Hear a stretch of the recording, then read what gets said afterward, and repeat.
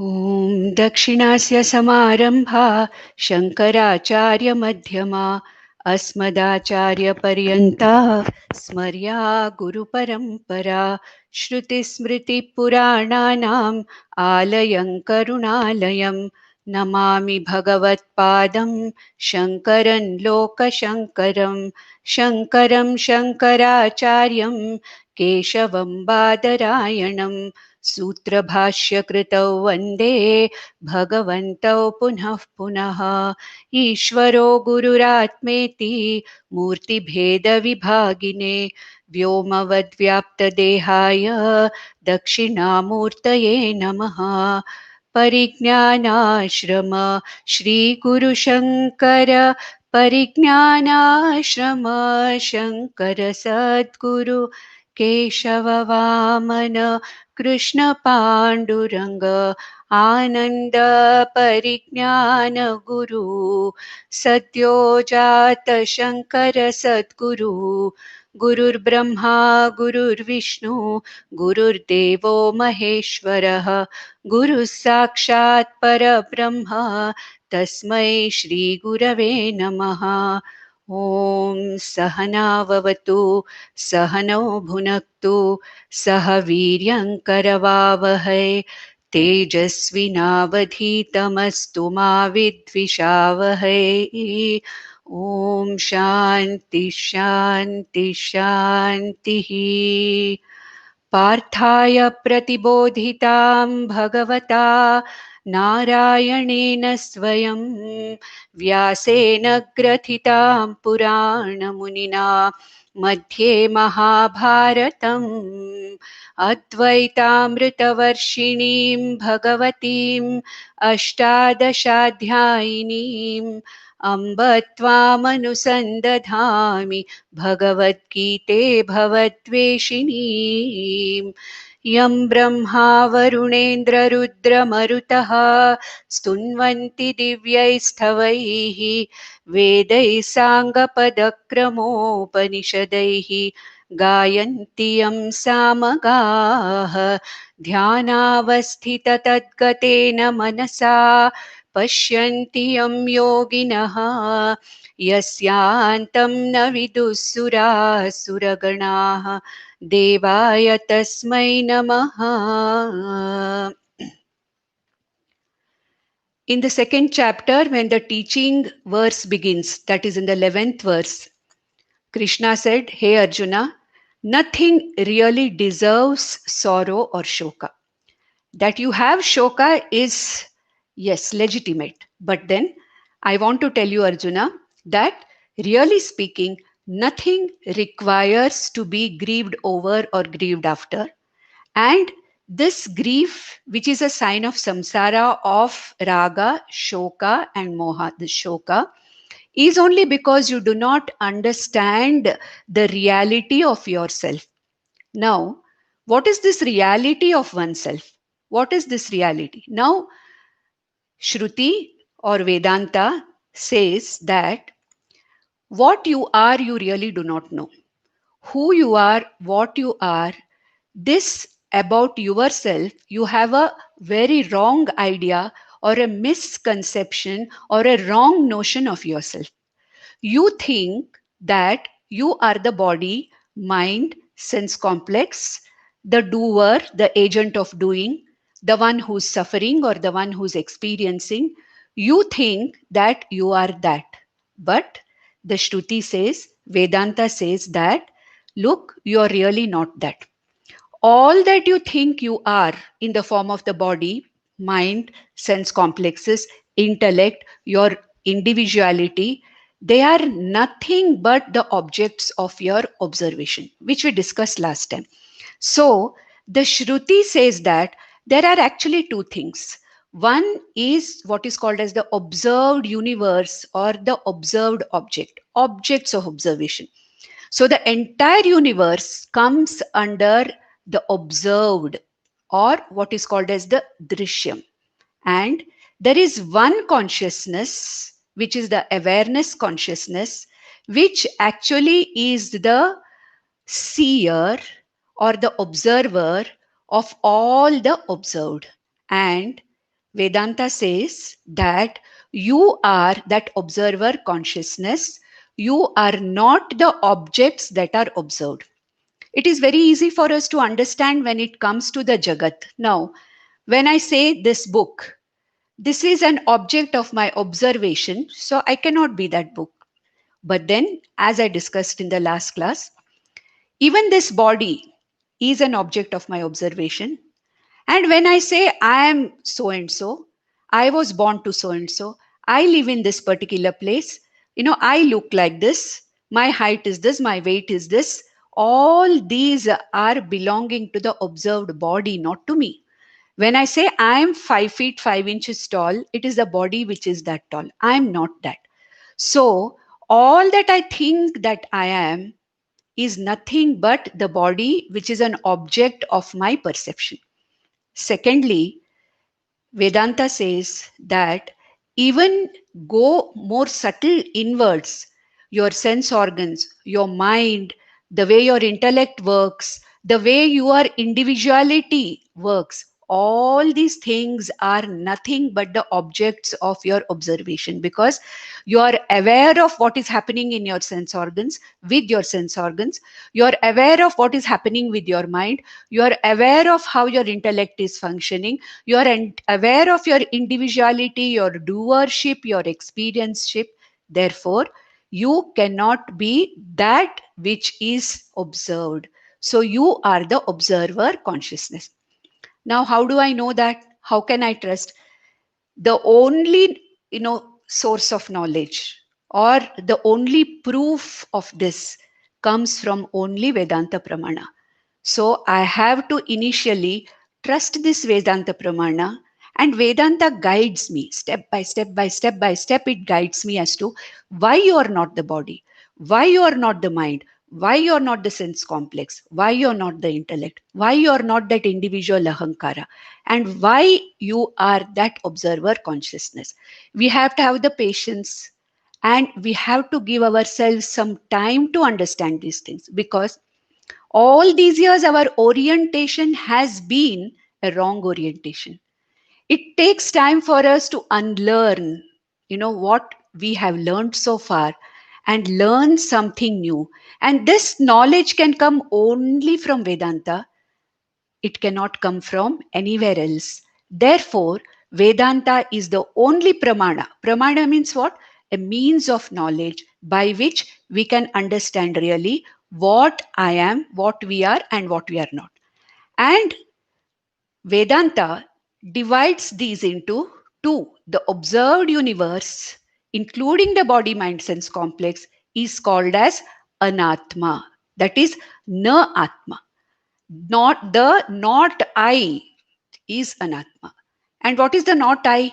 The entire jagat of objects and people, situations, circumstances, my own. I call it now my own because for me right now this is my body. Vedanta says later that even this body is not yours.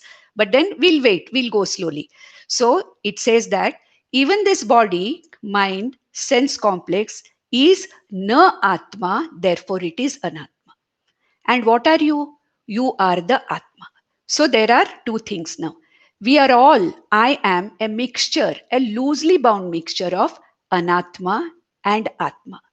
And the Shruti means Vedanta. We'll be using these two terms, interchangingly. When I say Shruti, it means Vedanta, Vedas, Vedanta, Shruti. They all mean the same. So what does Shruti Pramana say? What does Vedanta Pramana say? It says that you are this Atma, you are not this Anatma. Well, Shruti is telling me that. Does Shruti expect me to simply accept it and swallow it? That Shruti says, I am not the Anatma, I am the Atma. Does Shruti expect me to accept it without questioning? No. Now, what does Shruti do? The Shruti now tells me how to discriminate when there is a mixture. If I am a mixture of Atma and Anatma, how do I discriminate? What is Atma? What is Anatma? And how do I see myself as Atma and not the Anatma?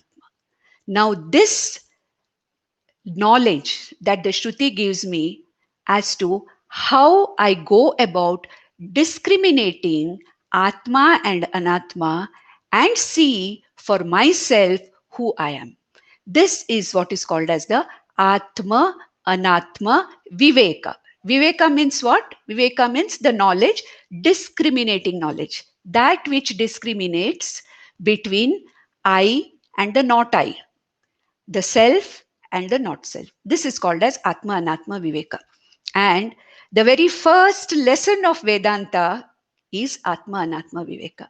Because without knowing what is I and what is not I, how can I, claim that I'm the Atma if I do not know what is Anatma, what is Atma?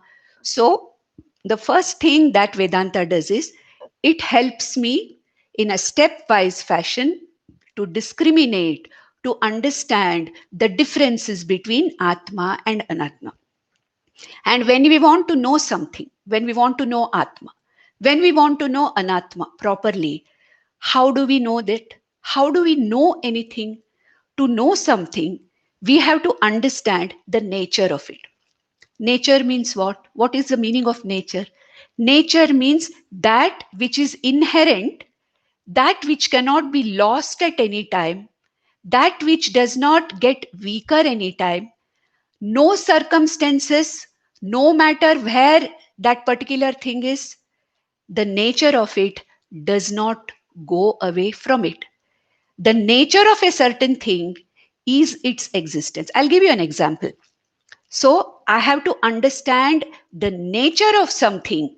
When I understand the nature of something, I understand that something. So if I want to understand what is Atma, I have to understand the nature of Atma. And in Sanskrit, we call the nature as Swarupa Lakshana. Swarupa. It's myself. It is the Lakshana. It is the manifestation of myself as my own nature. What is my nature? Okay. And Vedanta says that you are the Atma and this is your nature. Unfortunately, you do not know. So I will tell you, Shruti says, Vedanta says, I will tell you the nature of Atma. I will tell you the nature of Anatma. And you will find that the nature of Atma and the nature of Anatma are diametrically opposite to each other. And because of this indiscrimination between Atma and Anatma, you have mistaken yourself to be the Anatma body mind sense complex. And I will show you what is the nature of Atma, what is the nature of Anatma. Now let's see what is the meaning of nature. I told you that which never changes, that which remains constant in anything is its nature. Let us take fire, for example. The heat and the light of fire, we call it as the inherent nature of fire, isn't it? Huh?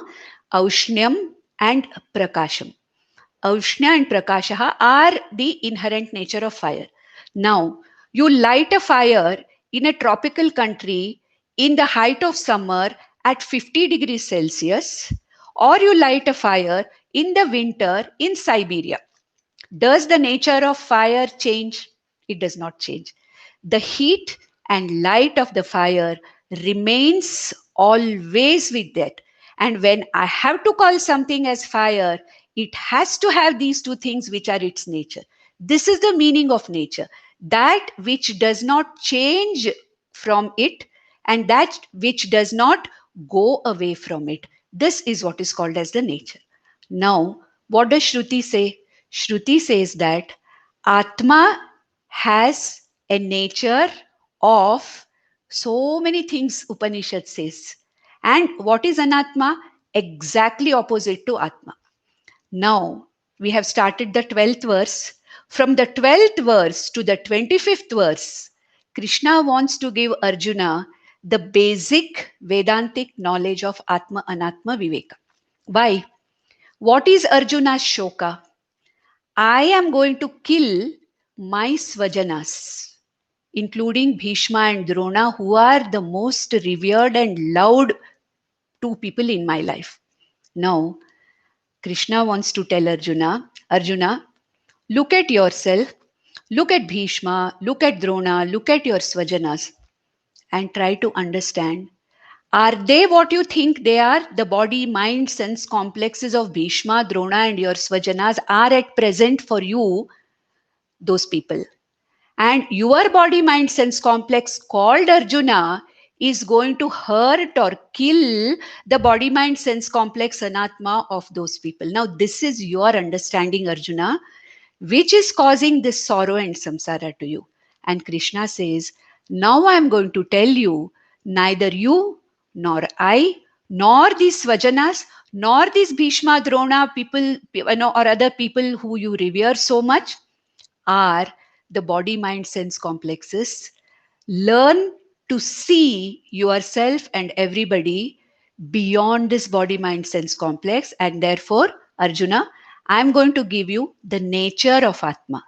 And when Shruti gives me, Vedanta tells me the nature of Atma, Swarupa Lakshanam of Atma, Vedanta also has to give me the Swarupa Lakshanam of Anatma also. See, if I do not know the nature of both the things, and if I don't understand that they are two diametrically opposite things, I will not be able to really claim who I am really. Therefore, Vedanta makes it absolutely clear. This is Atma Swarupam. This is Anatma Swarupam. Therefore, hey Mumukshu, you choose. Now you understand. You do this discrimination and you find out where are you, whether you are the Atman or whether you are the Anatma. You look at it yourself. And these 25 verses are the from the highest Adhyatmika point of view, but at the same time, the beginning of Vedantic teaching, where Krishna wants to introduce Arjuna and to this Atmajnanam. This is the Atmajnanam, where we start from Atma and Atma Viveka. And then, of course, there are other steps which we have to take to come to really understanding what moksha is or what freedom is. Now, in the last verse, in the 12th verse, we saw that Natvevaham jatu nasam natvam neme janadhipaha nachaiva na bhavishyamaha sarve vayamatah param. Now he says, Arjuna, there was not a time when all of us were not there. There will not be a time in future when we won't be there.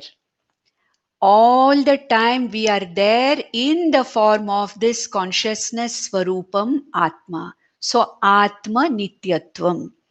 That means Atma or I am eternal, all the time present, not limited by time, present in all the three periods of time. What about the body, mind, sense complex? Whatever the body, let's think of the body. Let's not go to the mind, sense complex at all. Let's look at our bodies right now. Now, can I say that I, as this body, always existed, will continue to exist? No. This body had a date of birth and it went on changing in this entire life. And then one day, with the date of expiry, the body goes. This body was not there before. It is there now and it is going to disappear again. And that is the truth with every object in the world. Anything that we see, we have seen it. All of us have experienced it.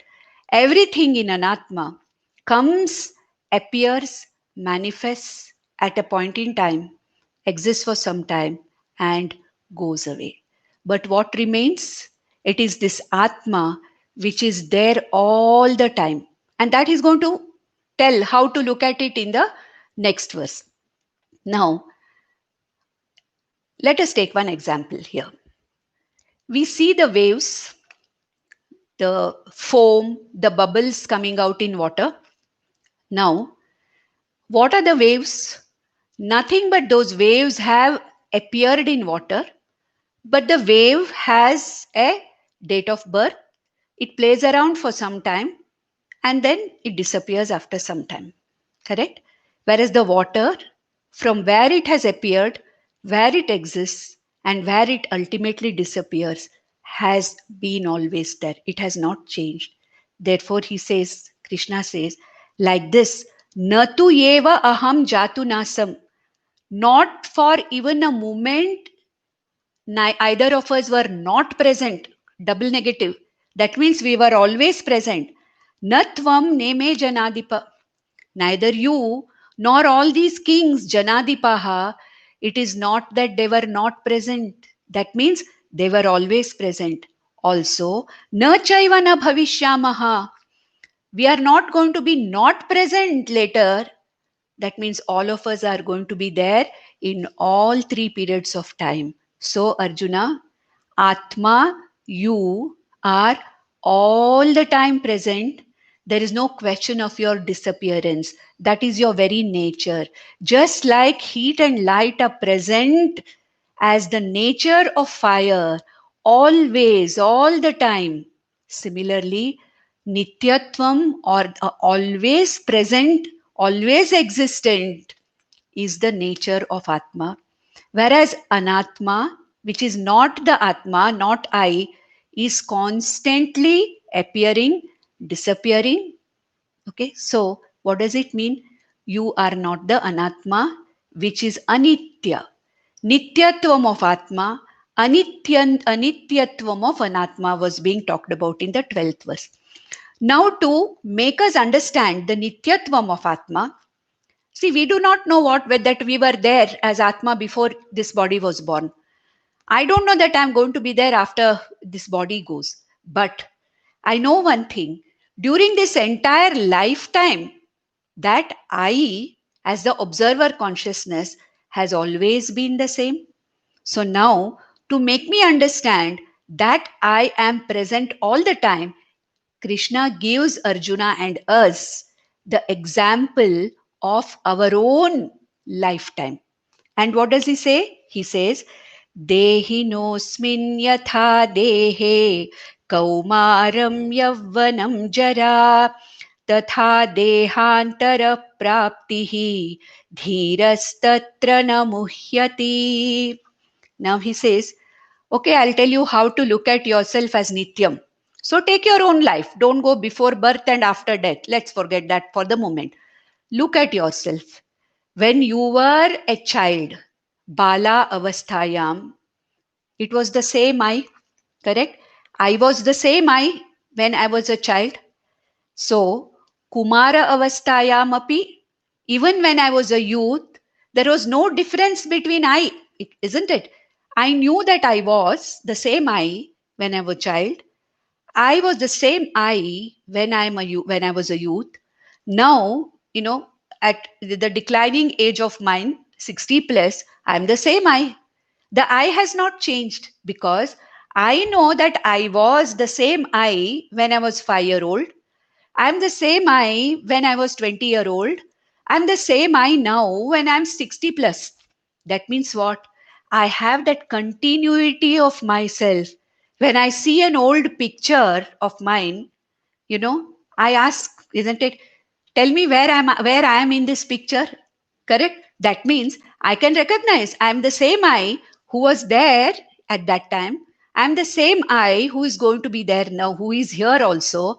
Tomorrow also I am with the same I. I'm the one who's constantly connected to, all the avasthas of my life, starting maybe immediately after birth till my mind develops. I won't know. But from the time of Bala Avastha, maybe 2 years, 3 years, 4 years, the I-ness, I am, is something which cannot go. Now, Krishna says that the same thing is true. Before you were born, also you were there. After you're dead, also it is there. What appears and disappears is only the body. That's all. The jiva embodies itself in a new body, which is going to tell in the later verses. It embodies itself. So this body has a date of birth and a date of death and changes into various periods of life. Whereas I, that knowing consciousness, that awareness consciousness, Atma, has been the same. And Vedanta is the pramana for you to understand that it is the same I, Atma, which was there before also I was born. I means what? The body was born. That means I was never born. I will never change. I will never die. It is the body which is born. which changes constantly and which disappears. And therefore, Arjuna, look at this and understand you are not the Deha, you are the Dehi. You are the indweller of this body and not the body. And he says, Asmin Dehe Yatha Kaumaram Yavanam Jara. Dehi nosmin Yata Dehe. Asmin Dehe Yata Dehi. This Dehi, this consciousness, this conscious being, the indweller of this body is Dehi. Asmin Dehe, in this Deha, Kaumaram, Yavanam, Jara, Yatha. It is the same Dehi which has been present in all these avasthas, right? Tatha, in the same way, Dehantara Prapti, another body may come. The manifesting medium will be different, but that which manifests Atma will be the same. Now also, Atma, I am manifesting through this body, mind, sense complex medium. See, the Atma requires a medium to manifest itself. Light. Let us take light. Light cannot be seen by itself. Light is made out only when it manifests by reflecting on certain objects. So, even though the light is there, it needs a manifesting medium to manifest itself. Similarly, though the Atma is there before birth and after death also, because of the lack of manifesting medium, I do not know that I am there. But this body, when it is born, till it dies, it functions as the medium through which this me, the Dehi, is manifesting in all periods of time, at all statuses in my life, in all periods of my life.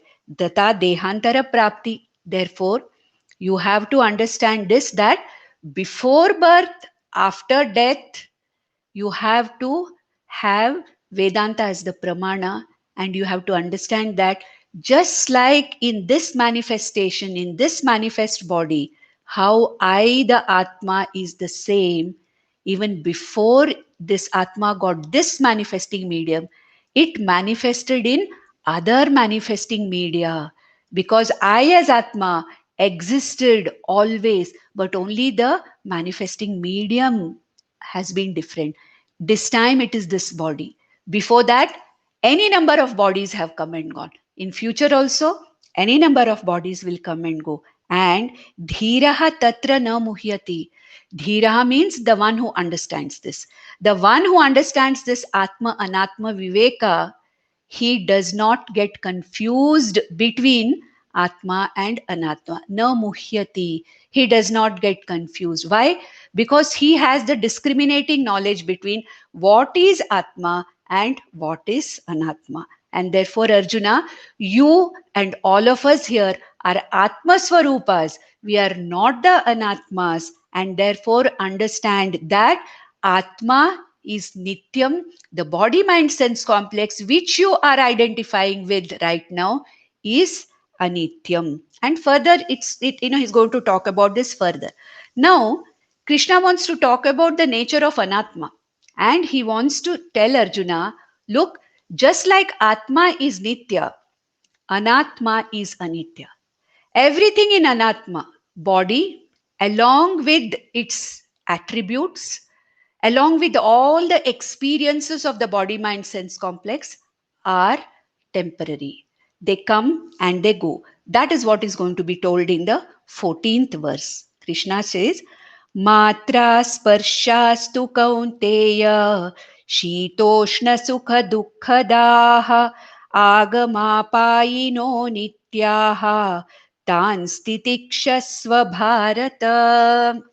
So says, the minute the body and the sense organs come in contact with the jagat outside, matra means sense organs, sparshaha means the objects of the jagat outside. Remember, the objects of the jagat include my own body, the bodies of the so-called swajanas, all the objects, all the situations, what I call mine, the insentient objects of the jagat which I call mine, all these are included in sparshaha. Matra, the sense organs, the body mind sense complex, especially the sense organs, come in contact with the objects of the sense organs. Sparsha, he kaunteya, kunti putra, he kaunteya, he arjuna, shitoshna sukha dukkhada. There will be polar opposites, isn't it? There will be experiences of opposites. Shita, Ushna, Sukha, Dukha. Yes. However bad or however severe the summer may be, it will go. However cold the winter may be, it will be there for some time and it will go. All my experiences, however good, however bad, however enjoyable, however, miserable, will come and go. It is the very nature of Anatma. What is this experience of this experiencer? It is something which is of a polar opposite nature. It is here today, like a pendulum, it comes on that side, keeps going, keeps changing. And what is that constant thing which is aware of the changing experiences? I say, yesterday it was very cold, today it is very, very humid and hot. Who says this? It is the observer consciousness which says this. Therefore, I, the Dehi, I, the observer consciousness, does not change, but my experiences continuously change. And these experiences are always of the polar opposite sides. There can never be one experience. There is always another side of the coin. Shita, Ushna, Sukha, Dukha. And Krishna says, what are there? Agama paina anityaha. Agama means they come. Apayinaha means they go. All these Shita, Ushna, Sukha, Dukha experiences, which are at the level of the body, mind, sense complex because of its contact with the Jagat outside, is temporary. It comes, it goes. Every experience is only a temporary experience. It is not there all the time. And what do you need for this to be done? I have to wait patiently. So, Arjuna, this particular experience that you're having, where you're seeing all these people who have gathered here to fight this war, and you have to play the role of probably killing your swajanas. This is an experience of dukkha. But remember that this is something which is at the level of the body, mind, sense complex. It will come and go. But you, the Dehi, the one who is aware of all these, is the real you.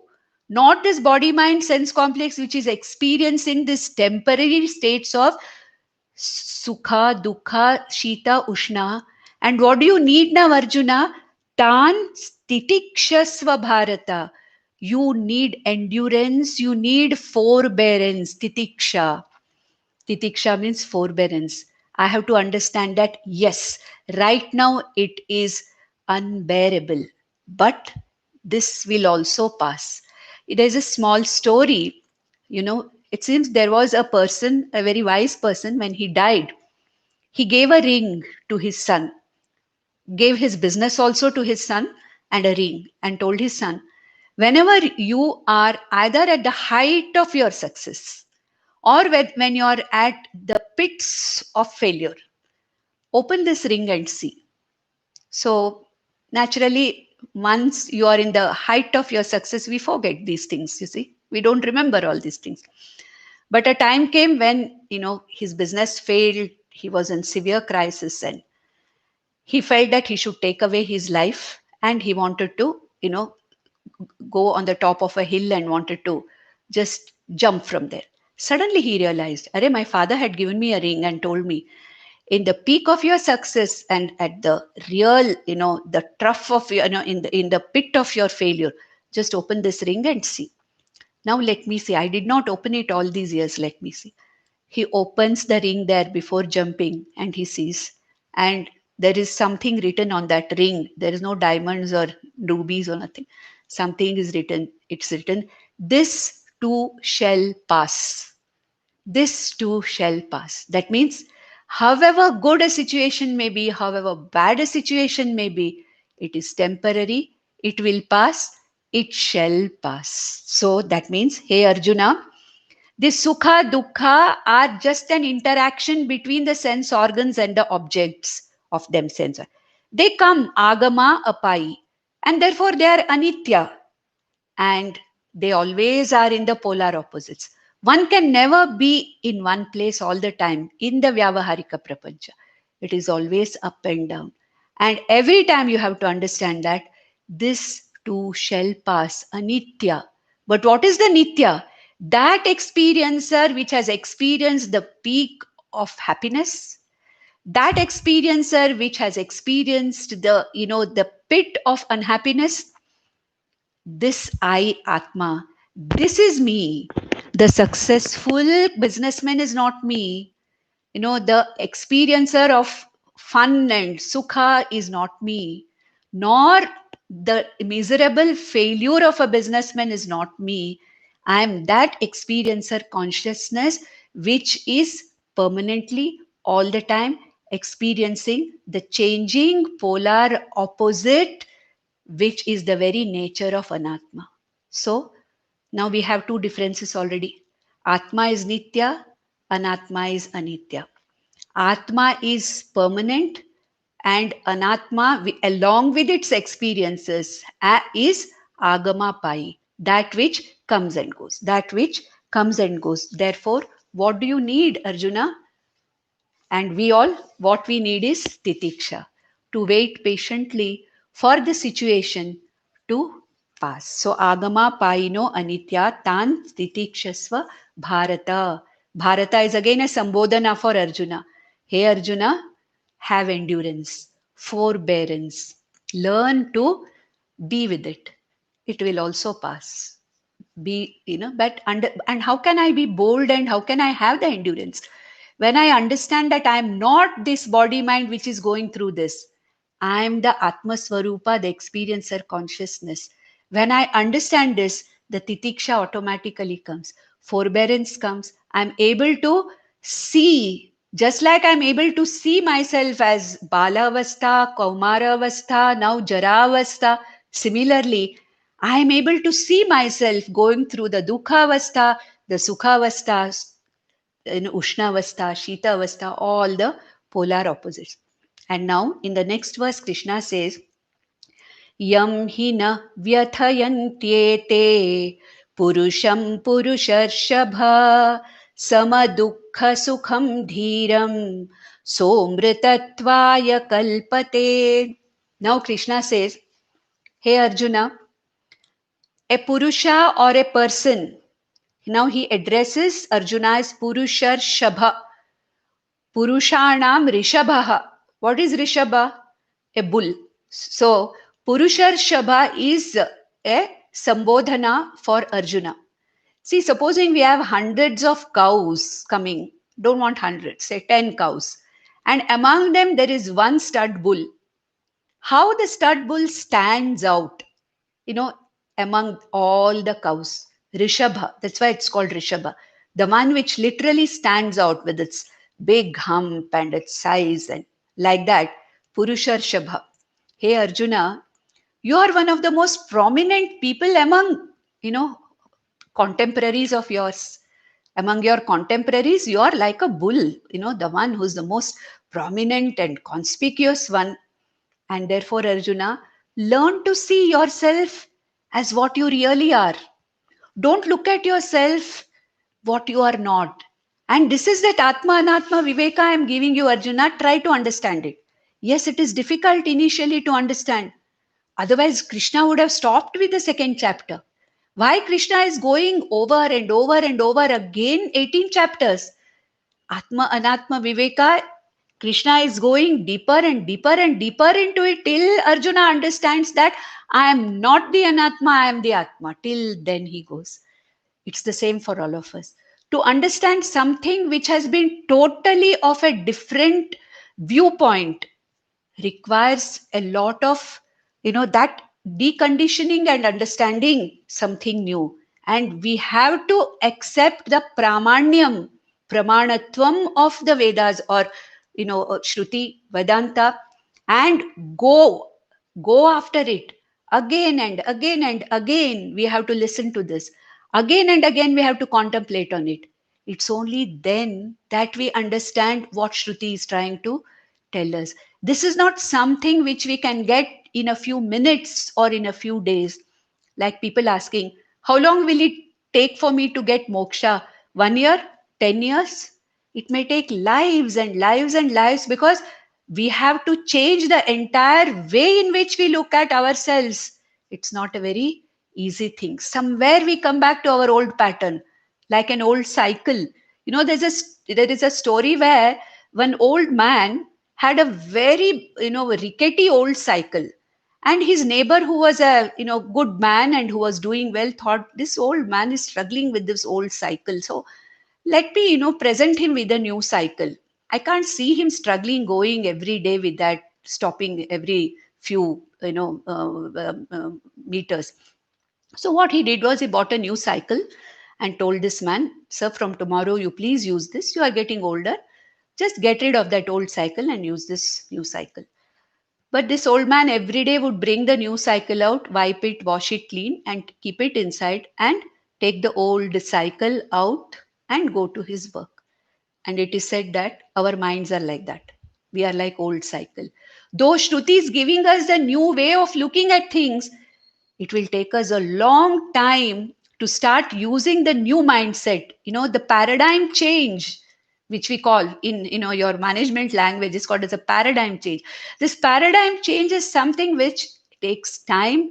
The old cycle comes every time we try to use the new cycle, the old cycle, the mind starts using the old cycle. So hey Bharatarshaba, it will take you time, but you understand that for a person who has understood this temporariness of anatma and the nityatvam of atma, for such a dhira means the one who has understood this person, samadukha sukham, he's a person who does not choose sukha over dukkha or dukkha over sukha. For him, both sukha and dukkha are nothing but changing, frequently changing experiences in life, and therefore these experiences yam hina vyathayante. Vyathayante means what? They do not affect this person adversely. When sukha comes, he takes it as, oh, good.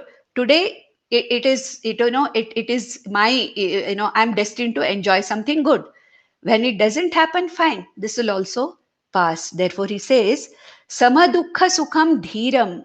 This dhira is the one who sees sukha and dukkha as same, because the changing experiences of his matra and sparsha, what we saw in the previous verse, yam, this person, nahi vyathayante, they do not cause grief to this person, and only such a person can know the self. He says, Dhiram, samadukha sukham dhiram, saha amritatvaya kalpate. Amritatvaya kalpate means this person who's a discriminating person who understands Atma Nityatvam and Anatma Anityatvam and Agama Payina nature of Agama Payi nature, Agama Payinatvam of all the experiences, only such a dhira can really know the self.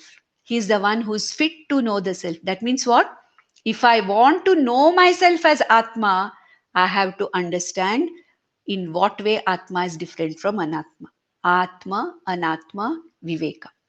Now, in the next verse, in the 16th verse, this is a very, very deep verse, and Shankaracharya has written Bhashya of more than 5 or 6 pages for this next verse, 16th verse. But I'll try to make it as simple as possible at present, because the same concept is going to be dealt with later also. So I'm going to only introduce you to this verse and say what Krishna is trying to mean by this. Now he's going to the nature of Atma, the nature of Anatma in the form of existence. Existence or being, being. What is the state of being of Atma? What is the state of being of Anatma? That is what is going to be told in the next verse. Now he says, Nasato vidyate bhavaha, na bhavo vidyate sataha, ubhayorapi drishtontaha, tvanayostattvadarshibhihi.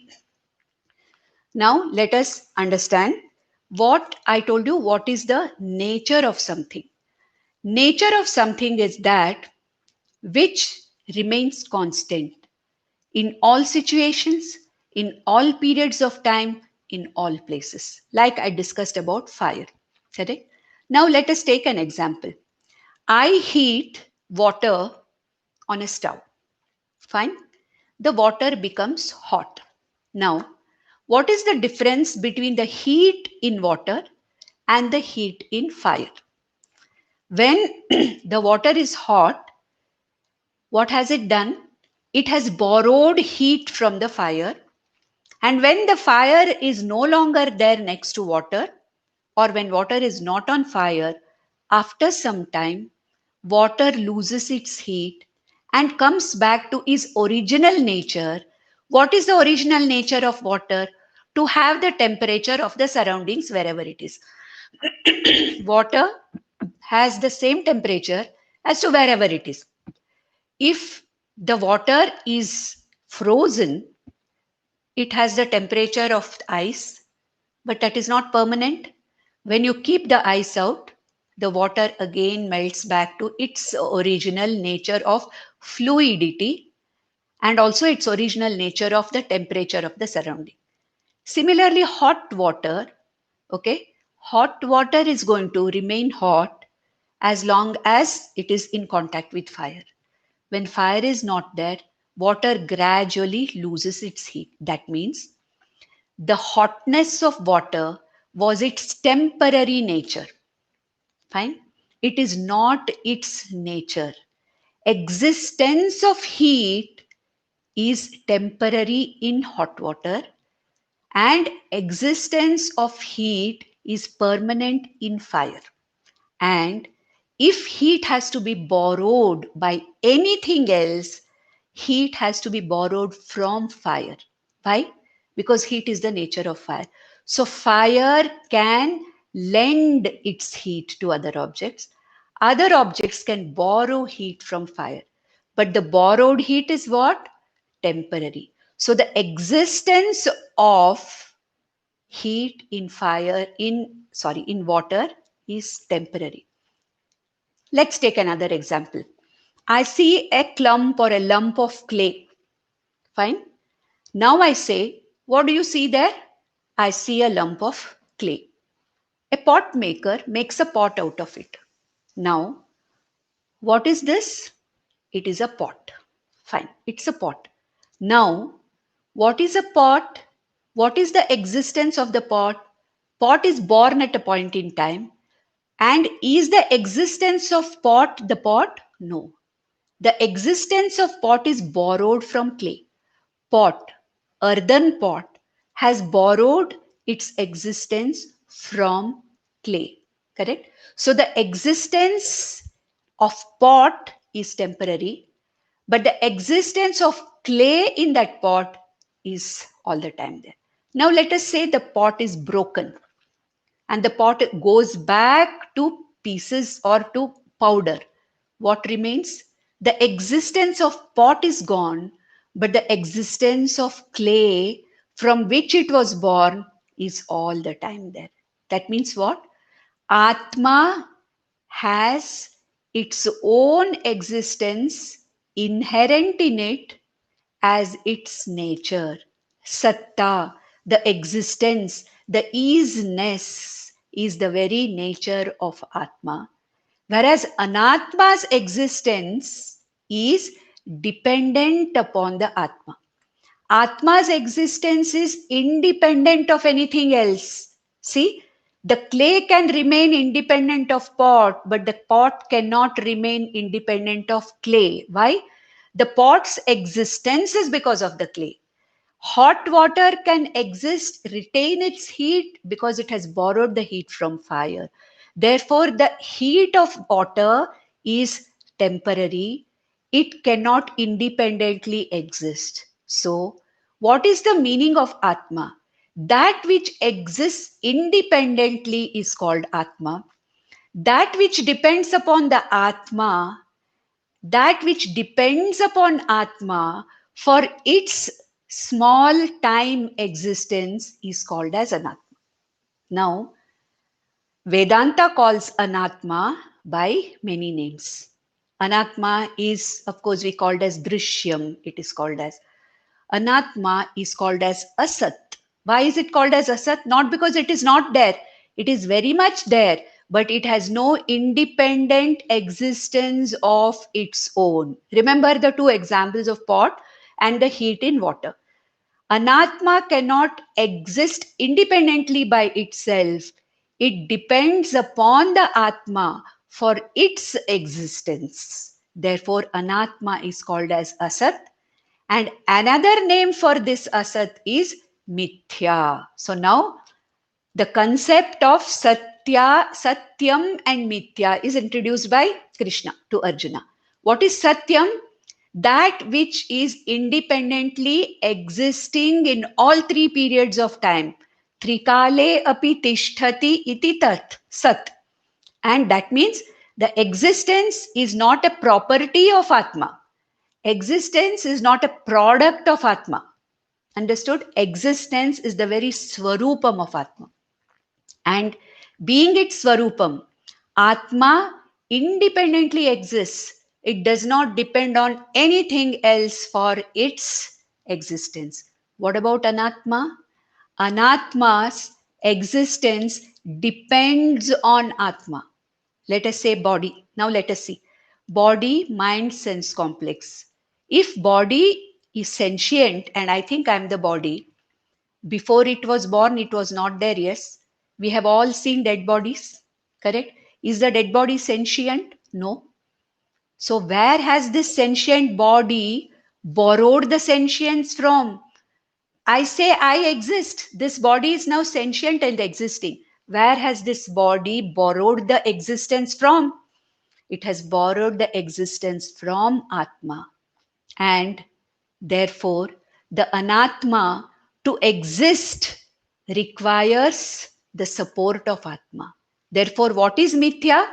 That which is available for perception, that which is very clearly known and experienced by me, but that which has no independent existence of its own. It depends upon I, the observer consciousness, for its existence, like the body depends on me, the Atma, for its sentience, like the pot which depends on clay for its existence, like water which requires the heat of the fire for it to remain hot. So that which has a dependent existence and that which cannot exist by itself is called as mithya. Therefore, anatma, the entire jagat, including one's body, mind, sense complex, intellect, and the individuality, is anatma mithya. Mithya means what? Doesn't mean it's not there. It is there, but it has no independent existence of its own. In Kannada, we have a term, Atakuntu Lekkakilla. We all have that. The small child is there in the game, but he's not counted as one of the players. So, like that, there is this body mind is there, but the isness, the existence of this anatma body mind depends entirely on the atma. Therefore, hey Arjuna, atma is satyam, anatma, entire jagat with body, mind, sense complex is mithya. And Krishna says, Na asataha vidyate bhavaha. First line. For asat, there is no independent bhava. Bhava means what? Existence. When you say that is, this is, that is the existence. I say the book is, the water is, I am, you are, he is, she is, you were. Fine. He was, she was, I were. All these are talking about existence. And it is said that I am, when I say, it is that an Atma, which is the amness and the I-ness. We'll talk about it if you don't get, flustered by these terms. Only understand that Anatma is called as Mithya and Atma is called as Satya. Satyam because it exists independently. There is never a time when it is not existent. Whereas Anatma depends on Atma for its existence. Therefore, it is called as Asat or Mithya. And in the first line, Krishna says, Asataha na vidyate bhavaha. Bhavaha means intrinsic existence. For Asat, there is no intrinsic existence. At the same time, na abhavo vidyate sataha. For Sat, for the Atma, Sat means another name for Atma. For this Sat or Atma, there is never a time of non-existence. Ubhayorapi drishtantaha.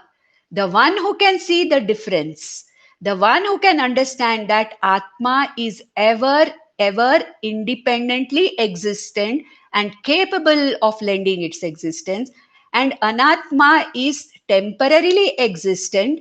It does not have an independent existence of its own, and it requires to borrow the existence from Atma, and therefore Anatma is Mithya, and my body, mind, sense complex requires borrowing of existence from I, the Atma. Therefore, I am not the Anatma body, mind, sense complex.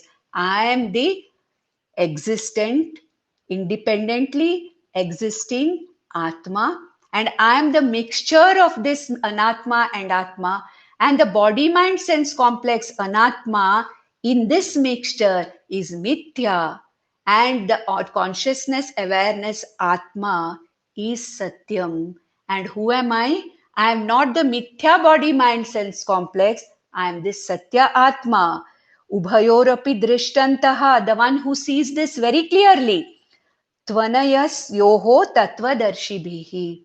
A tattvadarshi, a dhira of the previous verse. A tattvadarshi who understands this Atma Anatma Viveka, understands that in this mixture, the body mind sense complex is mithya, and I, the awareness consciousness, is the only Satyam. And the more and more and more I understand what Shruti is telling me about the nature, Swarupam of Atma, Swarupam of Anatma, it makes it easier for me to understand who am I in this mixture.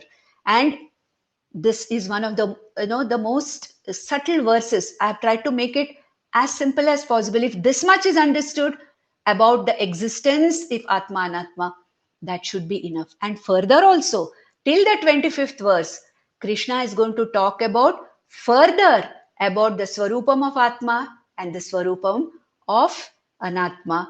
This is the, because Gita is a Moksha Shastra, he's starting directly with Atma, Anatma Viveka. I think we should stop with this and we'll take up the, other verses next time.